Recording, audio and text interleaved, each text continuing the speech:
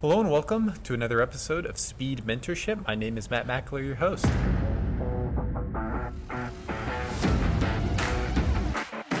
Here on Speed Mentorship, our goal is to help you be the very best leader that you can be.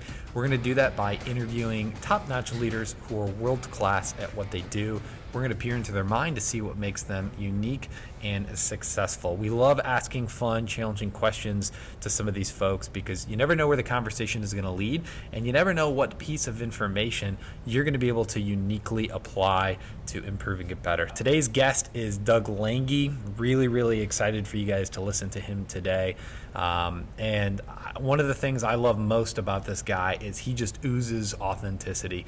And he's definitely an extrovert, dynamic leader. And I'm just super pumped for you guys to have the opportunity to listen to him. And without further ado, let's go ahead and dive in. I'm joined here with Doug Lange. Thanks for joining us. Thanks for having me, Matt. It's all good to be here. Beautiful. Well, first question today is just a little bit about your background and a little bit about North Star. Very good. Yeah, so I'm a farm kid from the Midwest and grew up in a great big family and eventually joined at the time I joined Cargill when I was out of college, and they owned a steel business, and eventually found my way to Northwest Ohio and North Star. I was a finance background originally, and once at North Star, found out it's just a great business with a great business model, helped kind of bring it not quite from the ground up, but very close. And North Star is a flat rolled steel producer. We make a couple million tons and are expanding to 3 million tons. Just 3 million tons. Just 3 million tons. Yeah. In the steel business, that's a big mill, but it's not big in the world of steel. The world of steel production is just crazy, billions of tons. So it's steel's a very vital commodity to any economy, and if you want to do anything at any scale, you need steel. So it's a pretty cool business. We recycle it. Start with scrap and as our raw material mostly, and so we're a great big recycler. And we employ about 500 people, all over 500 people with our expansion. We've hired north of 100 of them in the last year to get to a level where we can turn it on, and we're in the process of turning it on right now. So wow, yeah. Crazy. So somebody in your position, in your role, what does the day-to-day look like for you? What are some of the stuff that you're specifically doing? Yeah, good question.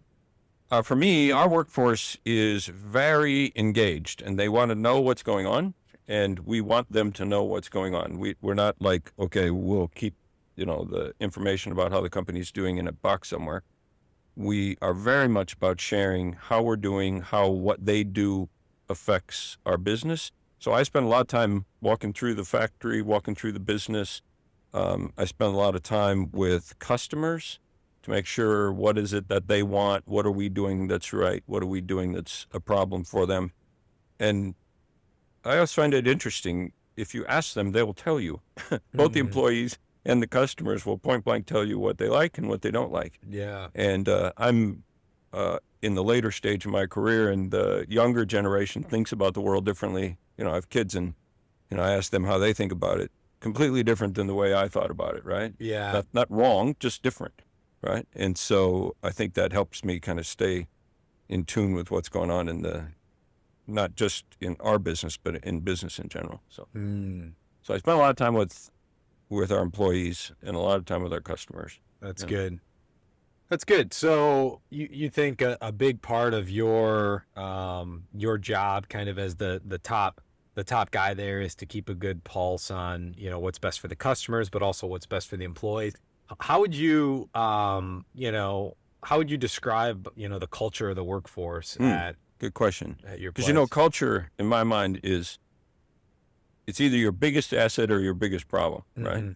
At North Star, it's definitely our biggest asset, and we want to keep it that way, right? Yeah. So we take a view that when we hire a person, and we have a very specific kind of, I'll say, detailed hiring process, and we are looking for people that want to be engaged, want to be a part of a team, want to be part of a business where their say matters. And that's exactly how we interview, and that's exactly how we treat people. And I think, in my mind, that's the key, is to get the most out of the business. You have to get the most out of the workforce, and to get the most out of the workforce, people have to feel valued. And that's sounds simple, but it's really not that simple, to make sure that people feel like what they do matters to the business. And you have to give them enough autonomy that they can make decisions on their own, because no matter what it is, whatever piece of equipment, you guys are in the garage door business, we're in the steel business. I don't know how to make steel anywhere near as good as the people that are out there doing it every day. And so I'm not going to so I'm there to help, not to tell them how to do it. And I think that's really the big key is like and today's, maybe it's always been that way, but people want to feel empowered to do what's right for the business. Yeah. As far as things on a day-to-day basis or week-to-week basis, when it comes to, habits that make you successful, what are some of the things that you do routinely? Maybe you even think they're trivial, but, that kind of builds up over time. It's something that has made you very successful. That's really interesting to think about. So, I'm 60 plus years old, and you realize that in order for something to be really a good idea, it has to last over a long period of time, kind of the Warren Buffett model that says, don't buy it for a day, don't buy it for a week, buy it for a lifetime, or own it for a lifetime. And that's exactly the way, the older I get, the more I think that's true. So for instance, if you are into exercising or walking or riding a bike or whatever it is that you do in your kind of spare time, if you go out and say, hey, I'm going to get into bike riding, and you do that and you go buy some, bike, and you use it for a month, well, terrible investment. If you're going to say that I'm going to do this over a lifetime, then that's a whole different story. So for me personally, all my life, I've had a view that at least, 3, 4, 5 times a week, you should get some kind of exercise. Okay. And it's as much for your mind as it is for your body, because it makes me think clearly. It can be a time where I'm not really one of those that wants to exercise in a group. I'm not going to go to a jazzercise class. Same. Nor would you want me in a jazzercise class. But, and that's, some people, my wife is totally into that, right? But it's something for you that is really about your own mental and physical health. And I very much think that that's true. I'd say a couple more things. One is, I think you need time by yourself to think. Right? One of the things that people don't do very much now is we have so many things going on in your life. You literally can look at, YouTube, TikTok, whatever, all these different websites, right? You've got all kinds of distractions. And I don't think people actually think about what they, whether it's a project you're working on, a business proposition, or, something you're doing at your house, or what you're going to have for dinner tonight. Yeah. It doesn't matter. It's like, do you spend time quietly by yourself to think? You have to be fine with alone time, I think. And I think somehow in our society, we've kind of lost track of that. Yeah, that's good. I know I'm kind of a junkie on my phone. I do need alone time, but I can tell you, I think some of it's for stress and anxiety. And instead of finding healthy ways of coping with stress and anxiety, people just you just start do all gorging this, on the phone. And it's getting worse, right? So I don't know. The other one would be, for me, is I think there's a lot of value in that kind of same concept is about reading or meditating or whatever. Like, I think there's a lot of value in, people talk about, and I don't mean to downplay this at all, but like, what's your best, business help book or whatever. In my mind, the best one is the last book you read and the next one you're going to read, right? Not a book about self-help, but a book about history or whatever, right? Whatever your passion is.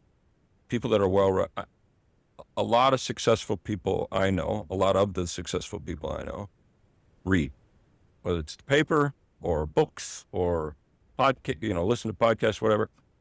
They're a sponge for information. Yeah. And, I always think that, you take people like Warren Buffett, Bill Gates, they're all sponges for knowledge. For sure. To learn as much Constantly as you can. get better and grow. Yep. So, Throughout your career, how many hours a week? I kind of like asking this just to get a gauge of work, family life balance, things like that. But I mean, on average, how many hours a week would you say, you work, Hmm. you've worked in your career? And I mean, what That's does a that good look like? question. Yeah.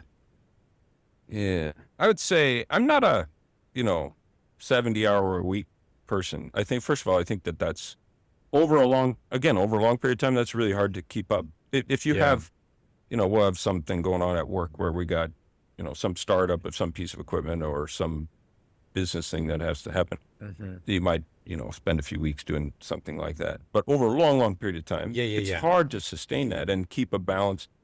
It's like the work life, family life thing, right? If you're working 80 hours a week, your family No life is family not very life. good. Yeah. Okay, newsflash, it's not very good. So I really think it's about finding that, and it ebbs and flows based on what you have going on at home, based on what's going on at work. And it seems like that society is getting more attuned to the fact that that has to flow, from time to time. You got to have a spurt Hmm. of that, and then you got to make sure that you understand that people are going to have their own personal time. So I'd say, I don't know if I'd give you a number, but 40, somewhere between 45 and 50, and some weeks it's 80 and some weeks it's 35, Yeah. right? So it depends on what's going on. That's good. And you should use your vacation. You should spend time away from work doing whatever it is that you think is important, right? Yeah.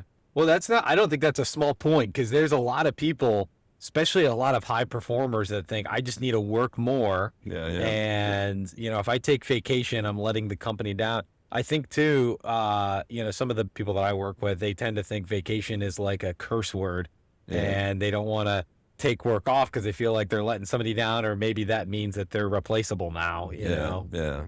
No, it's exactly. I mean, I don't know how you would think about it. You're a lot younger than me. Hmm. um, Yeah. but I mean, what's your view on that? Like, how does you and your family think about vacations and Yeah, I think being away from work? Right? totally. I mean, I think every job role is different, and each position is a little bit different and has different flexibilities. But in general, I try and think like I want to lean towards being as flexible as physically possible to make sure the job is getting done, but to make sure people know that they should take time off. Because at the end of the day, I think we want people to be the very best that they can be. And Yeah. the best that they can be is not at work 24/7. The best that they can be is, hey, if an impromptu vacation or trip popped up with like their spouse or with their kids, to take that trip, and they're gonna be more well balanced, which means they're gonna bring more to work. So it's a pro both Yeah, it ways. is. Yeah, it is. Yeah, it is. I totally agree. And it has to be quality time. It's not just, well, it's the same thing at work. You got people that are at work Yeah, not really yeah, exactly. producing because their Oh, mind is elsewhere, right? they're punching the clock. They're like, Yeah, oh, yeah. hey, yeah, I'm good. I'm gonna be here another hour because that's what What's required. But yeah, and it's hard to manage. To be honest with that, I'm from the school of, you know, 40 hours a week. You're in your desk, blah blah blah. This whole working from home concept and all that has been a struggle for everyone to figure out. How do you do it? How do you measure it? How do you, what's the right balance? It's hard for Mhm. everyone. Definitely Yeah. hard to Yeah. figure out what's fair. And if you got kids at home and you're trying to work, like there's some people, they got a great remote work setup. So they're like, this is awesome. Nobody bugs me. Nobody bothers me. There's some people like me, not unfortunately, but just me. It's just my stage of life. Yeah, I got, little kids at home, and they're coming in and screaming and yelling. yeah. It's like, there's no way to have a meeting I at remember, home. This I is, remember those days. yeah. So no, that's a great point.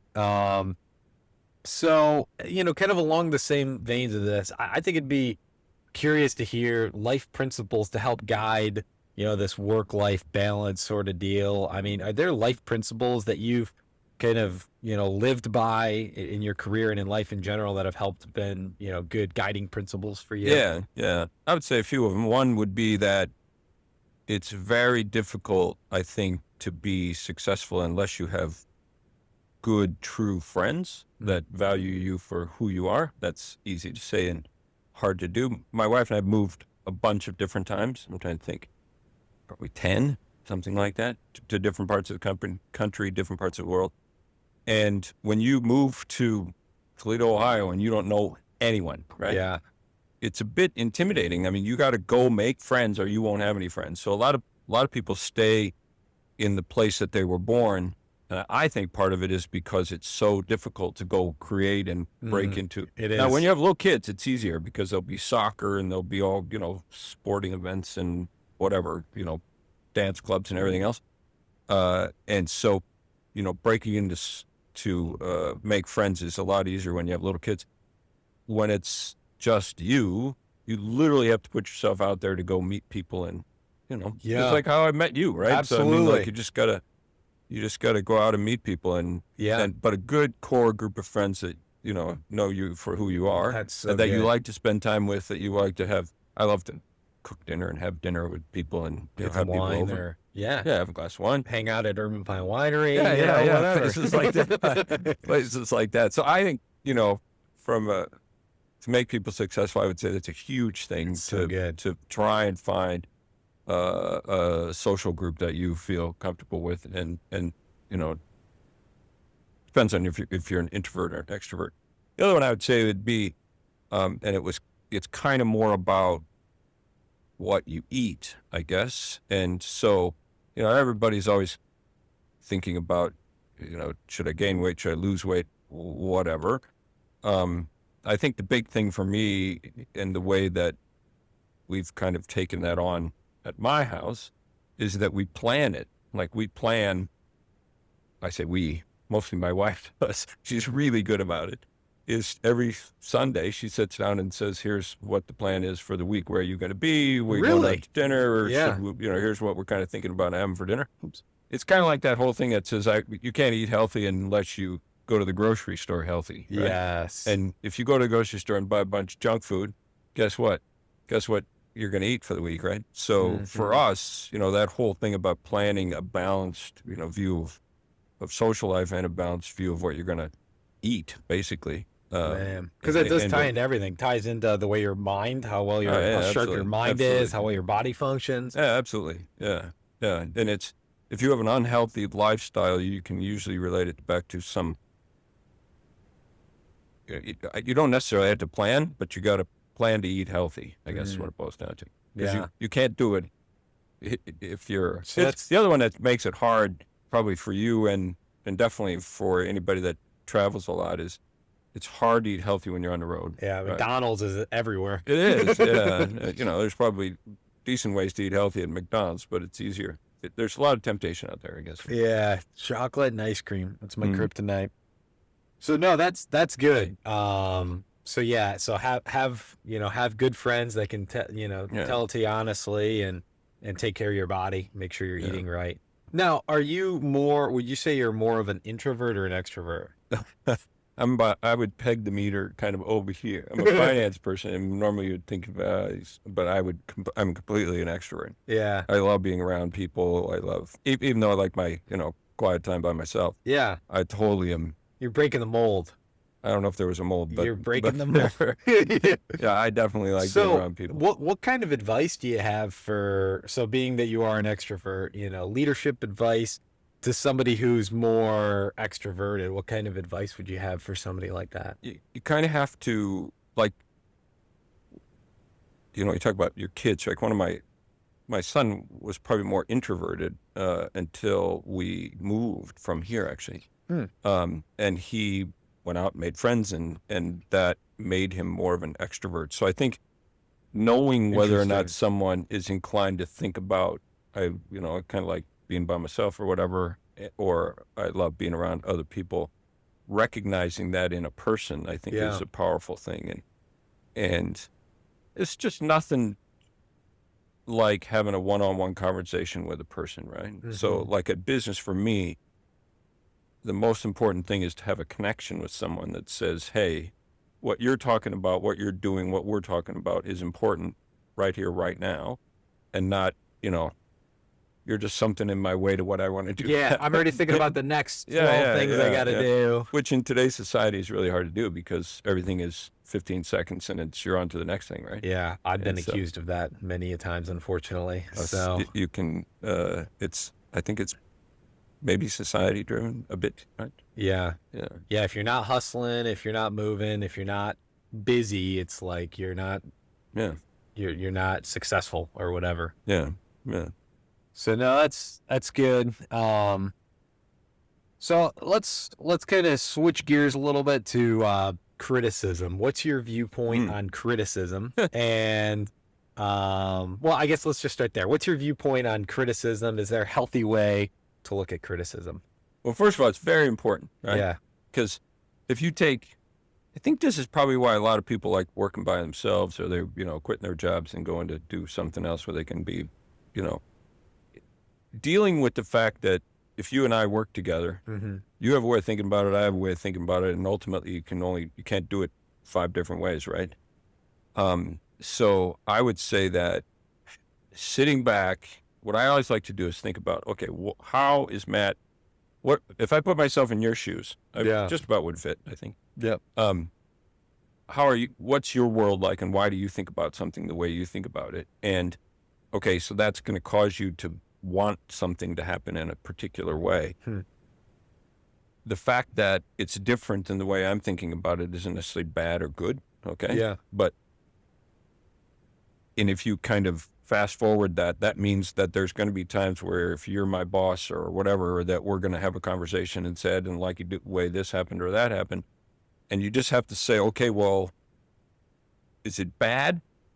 Now, sometimes, it's the human element, right? People make mistakes. People do all kinds of things. But I think the biggest thing is putting yourself in the other person's shoes to understand why. Don't just dig in your heels and say, my way is right, right? Because it might be, or you might just have to talk about it, right?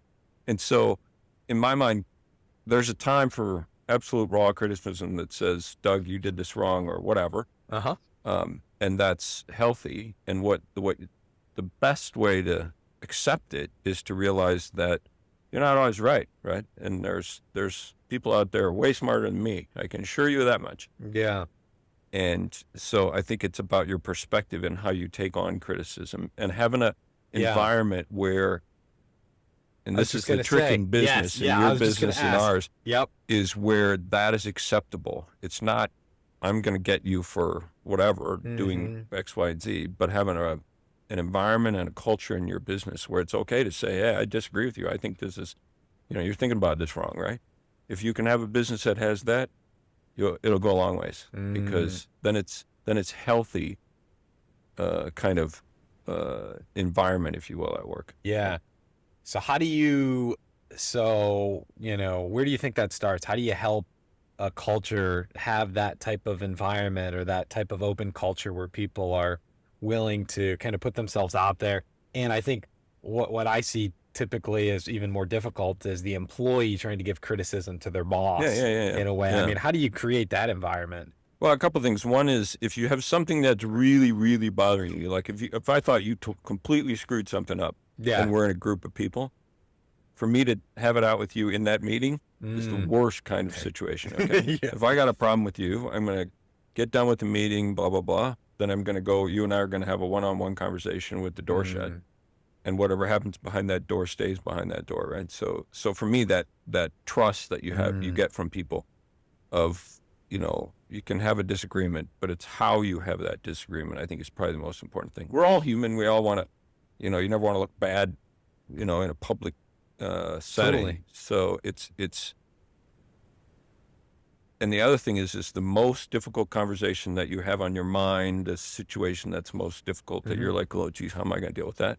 Is the one you need to have today. Yeah. Okay. That's good. So don't put it off. Don't let it brew. Just go sit down and talk to the person about it. Right. That's good. That's my way of kind of thinking about it. That's good.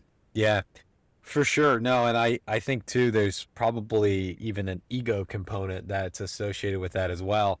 Like, for instance, as anyone, whether you're, in management or not, being able to accept criticism, I think, is another skill. So there's the art of like giving criticism, right?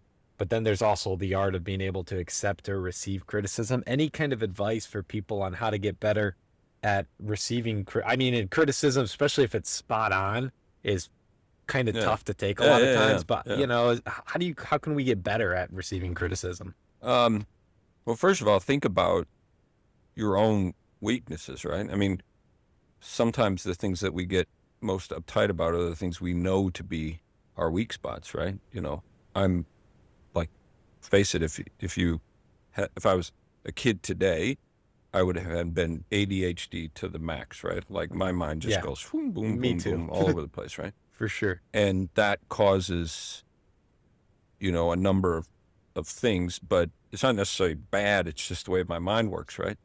And me understanding that that's one of the things which can make people look like a scatterbrain or whatever. So it's kind of self-criticizing, being able to say, hey, these are some of the weaknesses that I need to work on is a step in the right direction. The other one is that it can't be all about criticism, right? There's a whole bunch of things you're doing today that are fantastic, right? If I tell you about it's like playing basketball and you miss 2 free throws and you make all the rest of them, and what does everyone remember? The 2 free throws that you missed at the end of the game, right? So That's so good. I would say you have to be able to look to the positive and see the negative at the same time. So you have to tell people the things that they're doing right. If you are always on the yeah, but side of things, people are just like, they don't want to be around you anyway. No. Right?